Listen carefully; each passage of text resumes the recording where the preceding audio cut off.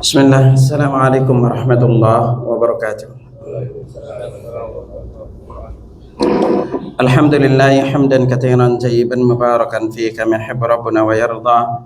Asyhadu an la ilaha illallah wahdahu la syarika lah wa asyhadu anna Muhammadan abduhu wa rasuluhu la nabiyya ba'da.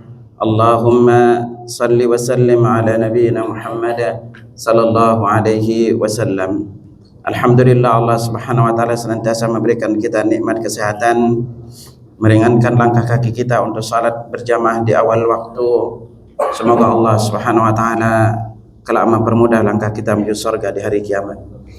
Ikhwatal iman rahimakumullah, setelah pertemuan sebelumnya kita ngupas di bab keutamaan shaf pertama. Kali ini kita akan masuk di keutamaan meluruskan dan merapatkan shaf di saat kita salat berjamaah. Akhirnya ketahuilah bahwa jika antum memperhatikan amalan-amalan di dalam Islam, maka ada di antara karunia Allah kepada kita amalannya sepele, tetapi sungguh pahala yang kita diberikan itu begitu banyak. Terutama mungkin bagi kita yang rutin salat jamaah, seringkali kita menganggap masalah shaf ini adalah perkara sepele, sehingga kita meremehkannya. Dan ini pun terjadi bukan hanya apalagi zaman kita yang udah begitu jauh dari zaman nubuwah. Setelah Nabi wafat pun permasalahan ini sudah mulai terjadi di kalangan sahabat, apalagi setelah sahabat. Maka dari itu akhirnya berilmu tentang suatu ibadah yang kita lakukan, apalagi yang rutin, terutama terkait dengan salat jamaah, adalah di antara perkara penting yang perlu diketahui oleh setiap muslim agar kita bisa maksimalisasi ibadah, maksimalisasi pahala sebuah kebaikan, apalagi kalau kebaikan itu adalah perkara yang begitu rutin kita lakukan dan kita nggak bisa lepas setiap harinya. Nah, karena itu memaksimalisasi pahala salat jamaah adalah di antara perkara hal penting yang perlu diketahui, karena ini terkait dengan seberapa berilmu kita terkait dengan ibadah yang agung ini. Nah, salah satu di antara komponen penting di bab salat berjamaah adalah masalah shaf. Karena itulah jumhur ulama atau mayoritas ulama mengatakan hukum meluruskan shaf itu adalah sunnah. Sedangkan Ibnu Hazm, Imam Al-Bukhari, Syekhul Islam Ibnu Taimiyah dan Imam Asy-Syaukani mengatakan hukumnya adalah wajib. Karena memang akhirnya kalau antum pelajari satu persatu hadis-hadis yang menjelaskan masalah shaf, rata-rata perintahnya itu kalau dilihat secara zahirnya adalah bentuk kalimat fi'il amr, yaitu berupa perintah. Sementara kaidah usul fikih mengatakan al-amru yaqtadil wujub atau al-amru lil wujub. Perintah itu menandakan perkara itu adalah hukumnya wajib. Sampai-sampai Imam Bukhari membuat di dalam kitabnya itu mengatakan babu itsmi man la yatimmus shaf. Bab berdosa orang yang tidak meluruskan shaf, menyempurnakan shaf. Nah, ini menunjukkan akan pentingnya. Karena itulah itu ketika berdalil, di antara dalil yang digunakan oleh Imam Asy-Syaukani ketika mengatakan hukumnya wajib adalah hadis yang diriwayatkan dari Nu'man bin Bashir terkait dengan masalah meluruskan shaf. Nabi sallallahu alaihi wasallam bersabda, la tastawunna sufufakum aw yukhalifanallahu baina qulubikum. Kalian meluruskan shaf kalian, kalau enggak Allah akan menjadikan hati-hati kalian itu bercerai-berai. Hadis ini kalau Bukhari dan Muslim, sehingga Imam Nawawi mengomentari tidak lurusnya shaf akan menimbulkan permusuhan dan kebencian serta membuat hati kalian berselisih. Sebagaimana dijelaskan dalam Syarh Sahih Muslim. Ya. Nah, karena itu akhirnya saking pentingnya terkait dengan masalah meluruskan shaf ini, Darajana Dahima lil Buhut Ilmiyah wal Ifta pernah ditanya apa hukum menaruh garis di atas alas atau sajadah di masjid dikarenakan kiblat sedikit melenceng dengan maksud untuk mengatur shaf. Maka di antara jawabannya adalah hal itu tidak masalah. Kalau mereka salat tanpa garis juga tidak mengapa, karena sedikit miring tidaklah masalah. Ya. Nah, ini akhirnya. Nah, karena itu hari ini coba kita akan singgung dan kita melihat dalil-dalil terkait dengan masalah meluruskan dan merapatkan shaf. Lalu seperti apa sih sebenarnya pola kaidah yang benar baru kita itu dikatakan meluruskan dan merapatkan shaf di saat kita salat berjamaah. Nah, di antara hadis-hadis yang kalau kita buka satu persatu hadisnya, tadi di antaranya hadis diriwayatkan dari Nu'man bin Bashir, "Tastawunna sufufakum ila khalifan Allah baina wujuhikum." Adalah kalian meluruskan saf kalian, kalau tidak Allah akan membuat wajah kalian berselisih. Nah, di antara hadis yang ma'ruf dengan beberapa lafaz, yang pertama itu bunyi adalah sawwu sufufakum fa inna taswiyatas saffi min tamamis shalah. Luruskan saf kalian, karena lurusnya saf itu bagian dari kesempurnaan salat. Dalam lafaz lain dia mengatakan sawwu sufufakum fa inna taswiyatas sufuf min iqamatis salat. Luruskan saf kalian, karena lurusnya saf merupakan bagian dari tegaknya salat. Riwayat lain mengatakan min husnis salah, dari bagusnya salat. Jadi di sini dikatakan tiga lafaz min tamamis salah, dari sempurnanya salat, min iqamatis salah, dari tegaknya salat, lalu min husnis salah, dari bagusnya salat. Nah, hadis-hadis ini akhirnya kalau kita padukan juga dengan hadis-hadis lain terkait dengan perintah masalah melurus dan merapatkan saf ini, maka kita nanti akan lihat satu persatu ada paling tidak 10 keistimewaan di balik kita meluruskan dan merapatkan saf ketika kita salat berjamaah. Nah, dengan kita mengetahui seperti ini, paling tidak ini menjadi penyemangat bagi kita untuk kita terus mau merendahkan hati, meluruskan dan merapatkan saf. Nah, sebelum kita melangkah lebih lanjut, akhirnya poin penting yang perlu antum ingat di kalimat taswiyatus sufu, meluruskan saf, ada sebenarnya kurang lebih 8 poin penting yang perlu antum perhatikan. Antum ingat paling tidak 3 pertama ini. Pertama itu adalah di antara pola dikatakan saf itu lurus adalah menyusun saf dari awal ya, lalu saf berikutnya lagi. Jadi yang pertama itu saf pertama sempurna dulu, dipenuhi, baru membuat saf kedua. Jadi makanya kita tidak boleh membuat saf kedua itu kecuali saf pertama udah penuh. Lalu yang kedua itu adalah saf itu lurus dengan meluruskan 3 poin ini. Pertama itu adalah pundak, yang kedua itu adalah leher, yang ketiga itu adalah mata kaki. Untuk ukuran lurus bagian atas itu patokannya adalah pundak. Untuk bawah itu patokannya itu adalah kaki. Mata kaki ya, bukan jari-jari kaki. Kalau antum perhatikan kaki kita kaki kita ini panjangnya itu beda-beda. Dan yang panjang itu pasti ke arah depannya, yaitu jari kaki. Tetapi kalau antum perhatikan mata kaki ke tumit, nggak ada yang kepanjangan. Itu tumit ke belakang itu kita standar panjangnya. Lalu berikutnya apa? Yaitu saf dibuat dekat. Ya, dibuat dekat itu di sini secara makna akhirnya, agar nanti antum tidak salah di dalam memahaminya. Makna dekat itu adalah tidak harus kaki kita itu nempel, yang menjadikan nanti teman sebelah kita itu ketika ditempel merasa kurang nyaman. Makanya ketika ditanyakan terkait dengan hal ini, Al-Hafidz Ibnu Hajar menjelaskan yang dimaksud adalah hendaklah saf itu benar-benar lurus dan tidak ada celah yang terlalu jauh. Lalu antara saf yang depan dengan yang belakang juga tidak terlalu jauh. Artinya ketika kita bersaf, kaki kita itu bisa kita dekatkan, tapi tidak harus nempel banget. Yang intinya adalah ketika kita merapatkan saf ini, patokannya adalah anak kambing itu tidak bisa lewat. Ya. Makanya diantara salah satu yang banyak dikritik juga terkait dengan terlalu merapatkan saf yang menjadikan satu teman lainnya itu merasa tidak nyaman ketika sholat.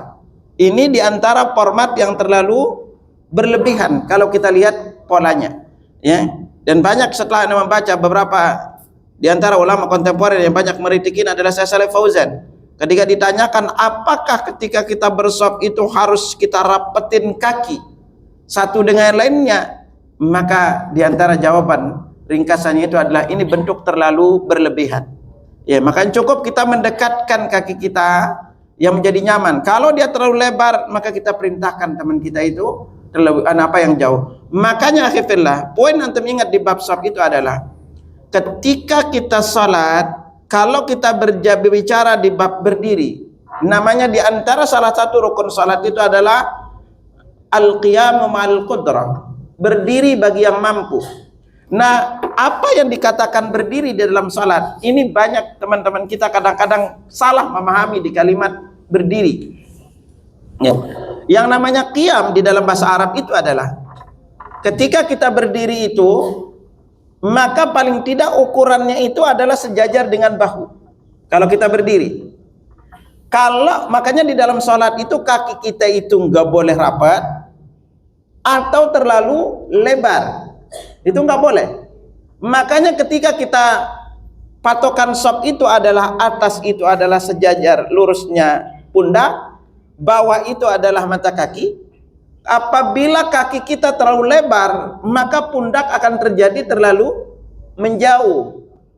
Dan kalau kaki kita itu dirapatkan, maka tidak menyentuh ke arah kaki yang lainnya. Maka berdirilah antum tegak dengan sejajar paling tidak dengan bahu kita. Jangan terlalu lebarin kaki, jangan suka kejar kaki teman, gitu kan. Gara-gara kepingin merapatin shop, lalu dia melebarin kakinya, yang menjadikan apa? Itu terlalu ngangkang. Bahasanya itu bukan berdiri dalam bahasa Arab. Itu bukan namanya qiyam. Itu jadi kita berdiri aja seperti biasa. Kalau kita udah menyuruh mereka itu untuk merapatkan shop, mendekat dia tidak mau, maka kita jangan paksakan. Karena kadang-kadang di antara kita ini banyak yang belum paham masalah ini. Banyak yang belum ngerti, tapi alhamdulillah mereka-mereka yang udah paham besarnya pahala, mau nanti kita lihat pahalanya. Alhamdulillah. Hanya sedikit aja antum mau merapatkan kaki antum, mendekatkan kaki dengan saudara, Masya Allah besar pahala yang antum dapatin. Kita nanti lihat 8 sampai 10 keutamaan di dalam meluruskan dan merapatkan shaf. Karena ilmu inilah yang menjadikan kalau nggak ngerti, ya udah nggak mau. Tapi kalau antum ngerti, antum sendiri akan merasa kerugian. Bayangkan gara-gara kita nggak mau merapatkan shaf kita, itu berpengaruh juga sama sholat yang lainnya. Karena ini konsepnya adalah berjamaah. Ya. Nah ini poin-poinnya. Nah karena itu akhirnya sambil kita berjalan melihat keutamaan meluruskan dan merapatkan shaf, mari kita lihat satu persatu hadis keutamaannya. Di antara perkara penting antum melihat ketika kita mendirikan shaf, keutamaannya apa? Ingat selalu bahwa ketika kita mendirikan dan meluruskan shaf, meluruskan dan merapatkan shaf ini adalah bentuk kita taat kepada perintah Nabi sallallahu alaihi wasallam. Ya. Karena ketika imam mengatakan sawwu sufufakum, antum ingat, itu bukan ucapan imam. Itu adalah hadis Nabi sallallahu alaihi wasallam. Makanya Nabi bilang kepada kita apa? Wa in tuti'u tahtadu. Kalau kita taat sama perintah Nabi, itu tanda kita mendapatkan hidayah. Gimana antum sekarang aku cinta Nabi, lalu di Nabi bilang kita dibacain hadis lurus rapat shaf aja antum nggak mau? Jadi ingat ini bentuk kita cinta kepada Nabi. Dan salah satu di antara sekali lagi tanda kita dapat hidayah adalah yaitu kita mentaati Rasulullah sallallahu alaihi wasallam. Yang kedua, meluruskan dan merapatkan shaf itu adalah bagian dari kesempurnaan, tegaknya, bagusnya salat kita. Jadi kalau antum sendiri sekarang nggak mau meluruskan, merapatkan shaf, sama artinya kita itu sendiri nggak mau sempurna pahala salat kita. Yang harusnya kalau kita itu misalnya kita dapat nilai 10, gara-gara nggak mau harus berkurang dapatnya itu nilai 5, bahkan bisa jadi kurang. Nah ini makanya di sini kita ingat ya. Karena kita ini tipenya muslim itu adalah berjamaah. Satu lainnya itu sangat berpengaruh. Karena di dalam sholat jamaah ini banyak aspek yang saling berpengaruh. Imamnya nanti berpengaruh sama pahala sholat antum. Banyaknya jamaah juga berpengaruh kepada sholat jamaah kita. Maunya jamaah itu diatur satu dengan lainnya, itu juga berpengaruh. Karena sekali lagi, meluruskan, merapatkan shaf kita itu bagian dari sempurnanya, tegaknya, dan bagusnya salat kita. Lalu berikutnya di antara keutamaannya bahwa ketika kita meluruskan, merapatkan shaf secara bertahap, itu sama kita mengikuti malaikat di dalam bershaf. Makanya Nabi sallallahu alaihi wasallam bersabda, "Ala tasuffuna kama tasufful malaikatu 'inda rabbiha." Tidaklah kalian bershaf sebagaimana malaikat bershaf di hadapan Allah tabaraka wa taala. Faqulna ya Rasulullah wa kaifa tasufful malaikatu 'inda rabbiha? Lalu kami para sahabat bertanya, wahai Rasulullah, bagaimana para malaikat bershaf ketika berada di hadapan Rabbnya? Qal, Nabi menjawab, yutimmunas sufufal awwal wa yatarasuna fis saffi. Mereka menyempurnakan saf-saf yang pertama dan mereka itu merapatkan saf mereka. Jadi kita ini mengikuti malaikat. Ketika kita merapatkan saf kita, setelah saf pertama kita sempurnakan, saf berikutnya lalu kita mau merapatkan, mendekatkan hati kita satu dengan lainnya, maka ini tandanya kita mengikuti safnya para malaikat, ya. Sampai-sampai Nabi sallallahu alaihi wasallam akhirnya salah satu mukjizat Nabi itu adalah kalau beliau salat itu beliau melihat persis yang terjadi di belakang itu seperti beliau melihat ke depan. Makanya Nabi tegaskan kepada kita, aqimus sufufakum wa tarasu fa inni arakum min wara'i dhahri. Tegakkan saf kalian, itu. Rapatkan saf kalian, sesungguhnya aku melihat kalian dari belakangku. Jadi mukjizat, salah satu mukjizat Nabi itu kalau beliau salat, beliau itu melihat belakang, tahu belakang seperti persis beliau itu melihat ke depan. Ini diantara mukjizat beliau sallallahu alaihi wasallam. Nah, lalu akhwatul iman, sampai Nabi sallallahu alaihi wasallam dalam riwayat Nu'man bin Bashir, sebagaimana diriwayatkan oleh Imam Bukhari, sebagaimana beliau menjelaskan babu ilzaqil mankibi bil mankibi wal qadami bil qadami bis saf, menempelkan pundak dengan pundak, kaki dengan kaki di dalam saf. Kemudian Hafiz Ibnu Hajar menjelaskan apa ada hadza tasrih anna al-fi'l al-madhkur kana fi zaman Nabi sallallahu alaihi wasallam, hadza yatimul ihtijaj bihi ala bayanil murad bi iqamatis safi wa taswiyatihi. Hadis ini kata beliau menjelaskan bahwa perbuatan yang disebut itu terjadi di zaman Nabi. Jadi para sahabat itu biasa mereka mendekatkan, mempraktekannya apa? Yaitu mereka mendekatkan pundak satu mereka dengan lainnya, kaki bahkan mata kaki mereka dengan mata yang lainnya. Maka ini sempurna, kita berhujjah dengannya dan menjelaskan maksud dari menegakkan saf. Jadi ini seperti itu yang dilakukan oleh para sahabat. Mereka pun mendekatkan satu yang lainnya. Makanya kalau kita berbicara di bab saf ini, Umar bin Khattab, Utsman bin Affan itu tidak akan mau takbiratul ihram sebelum dikasih kabar saf itu udah lurus. Bahkan pernah terjadi di zaman Nabi sallallahu alaihi wasallam. Ketika Nabi mau takbiratul ihram, lalu tahu-tahu beliau melihat salah satu itu dadanya itu agak maju. Maka beliau enggak jadi takbiratul ihram. Kemudian beliau berbalik arah, lalu beliau mengusap pundak sahabat dengan mengatakan atau dadanya, itu mengatakan, "Latas tahunna sufufakum wa khalifanallahu baina qulubikum." Kalian meluruskan dan merapatkan saf kalian, kalau enggak Allah akan menjadikan hati kalian bercerai-berai. Makanya kita lihat hadis lain juga, sebagaimana diriwayatkan dari Ibnu Umar, Nabi bersabda, aqimus sufuf fa innama tasfuna bi sufufil malaikah. Luruskan saf kalian sebagaimana safnya kalian malaikat. Lalu Nabi melanjutkan, wahadu bainal manakib. Ratakan pundak-pundak kalian, wasaddul khalal, tutupilah celah-celah, walinu bi aidi ikhwanikum, berlaku lemah lembutlah terhadap saudara kalian sebelah kanan yang sebelah kiri. Lalu Nabi katakan, wala tadharu furujatin lisyaitan. Jangan kalian berikan celah untuk syaitan. Jadi di antara keutamaan berikutnya ketika kita merapatkan saf itu adalah kita itu tidak memberikan celah untuk syaitan berada di tengah-tengah saf kita. Karena Nabi menjelaskan bahwa kalau saf itu jarang, maka syaitan itu berada di celah-celah saf itu seperti anak kambing. Lalu Nabi melanjutkan, waman wasala saffan wasalahullah. Ini di antara keutamaan. Siapa yang menyambung saf, Allah sambung rahmat dengannya. Wa man qata'a saffan qata'a Allah. Siapa yang memutus saf, Allah putus rahmat dengannya. Itu. Jadi dalam hadis lain Nabi katakan, innallaha wa malaikatahu yusalluna 'alal ladzina yasiluna as-sufuf. Sesungguhnya Allah dan para malaikatnya bersalawat untuk orang yang menyambung saf.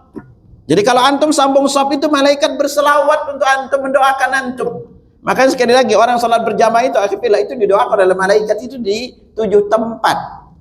Itu di satu masjid depan ada ngisi temanya ini 7 tempat didoakan malaikat di saat salat berjamaah. Salah satunya ini ketika antum menyambung saf itu antum didoakan malaikat. Makanya lalu Nabi lebih lanjut sabdakan kepada kita keutamaan kita meluruskan saf ini. Ini antum lihat hadis nih. Keutamaan besar kita mau mencelah, menutup celah. Nabi katakan man sadda furjatan, barang siapa yang menutup celah saf yang renggang. Apa yang terjadi? Banallahu lahu baitan fil jannah. Allah bangunkan baginya sebuah rumah di sorga. Warafahu biha darajah, dan Allah angkat derajatnya.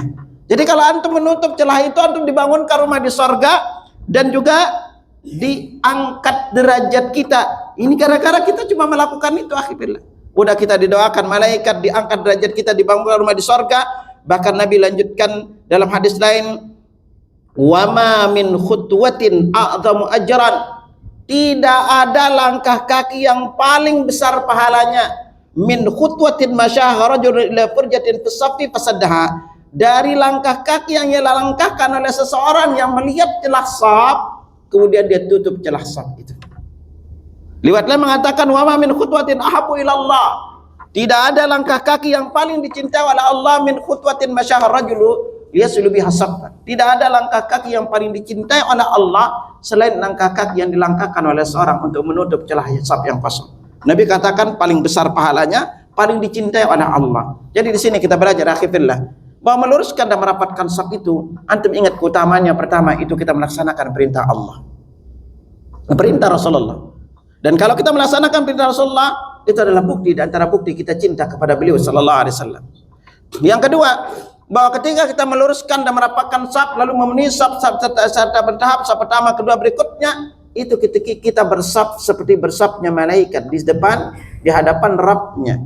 Lalu yang ketiga itu adalah bahwa dengan meluruskan dan merapatkan saf itu menghindarkan kita dari perselisihan, akhirnya. Antum perhatiin aja, ketika antum bersaf, kalau yang antum dekat rapat itu orang yang antum kenal, apa rasanya, akhir? Kita nyaman aja kan bersaf. Coba kalau orang itu nggak kita kenal, akhir, kita dideketin aja kita nggak mau. Makanya akhirnya salah satu luar biasa pemahaman fikih Ummu Salamah, istri Nabi sallallahu alaihi wasallam. Beliau berkata ketika terjadi pembunuhan Utsman bin Affan, apa kata beliau? Di masa Abu Bakar dan Umar, saf-saf kaum muslimin itu rapat ketika salat berjamaah. Dan di masa Utsman bin Affan, saf-saf kaum muslimin itu mulai ada celah-celah jaraknya. Lalu terjadilah pembunuhan Utsman bin Affan. Padahal itu di masa sahabat, akhirnya.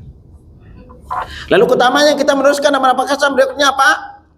Malaikat mendoakan kita. Nabi katakan innallaha malaikatahu yusholluna 'alal ladzina yasiluna as-sufuf. Sungguhnya Allah dan para malaikat itu berselawat untuk orang yang menyambung saf. Nabi lanjutkan, wa man sadda furjatan fi saffin. Barang siapa yang menutup celah saf yang renggang, rafa'allahu biha darajah.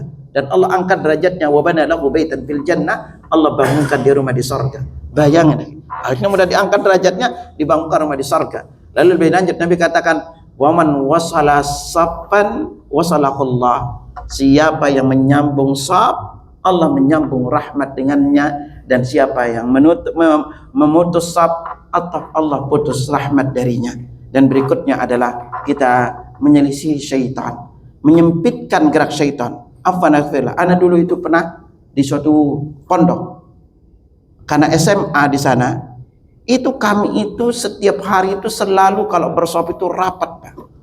Dan itu memang terasa beda salatnya. 3 tahun Anda berada di tempat itu.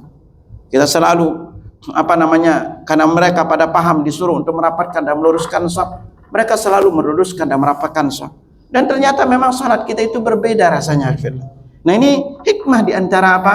Kita meluruskan dan merapatkan saf. Nah, karena itulah di sini setiap muslim, maka poin-poin penting sekali lagi yang perlu antum ingat di bab terkait dengan meluruskan dan merapatkan saf adalah yang pertama itu, ini Anda ringkaskan antum juga polanya, bahwa yang pertama itu yang dikatakan meluruskan dan merapatkan saf itu, bagian pertama itu adalah yaitu kita satu dengan lain itu saling mendekat.